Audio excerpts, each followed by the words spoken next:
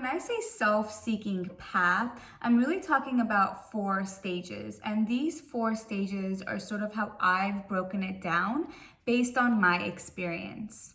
So the first stage is self-awareness. The second stage is self-love. The third stage is self-healing. And the fourth stage is self-inquiry. So wherever you are along these 4 stages, you are on the path of self-seeking. And each stage is marked by its own set of challenges and lessons and breakthroughs. Even though there's fluidity between the stages, you really do need to evolve out of one stage in order to be prepared psychologically, spiritually, emotionally, mentally prepared for the next stage. So let's break this down really quick. So the first stage is self-awareness, and this is really just introspection, right? This is your ability to observe, monitor, recognize your thoughts, feelings, emotions, and behaviors. So this is your preferences, what you like, what you don't like,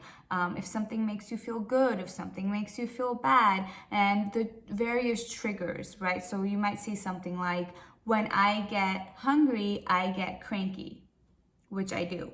Self-love, the second stage, is having unconditional positive regard towards yourself. So you're being kind to yourself. You're meeting your weaknesses or your shortcomings with love and with compassion and with patience, and you're not sabotaging yourself.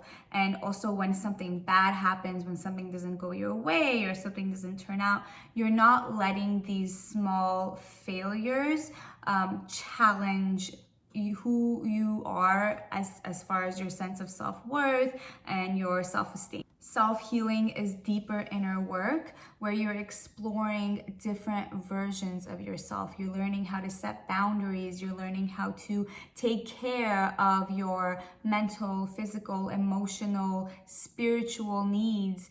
You're being mindful of where you're spending your time, your energy, your money, and you're not getting into relationships or situations that are toxic. Now, the fourth stage, self-inquiry, is even deeper inner work where you're really taking a plunge into your shadow. You're going right to the root. So this is where you're doing deep inner child work. You might be exploring family dynamics and you're asking yourself those really, really tough questions without getting triggered. Or if you do get triggered, you know how to deal with it using the tools, the techniques that you learned from the previous stages of self-awareness, self-love, self-healing. So now I want to ask you, where are you on your self-seeking path? Comment below.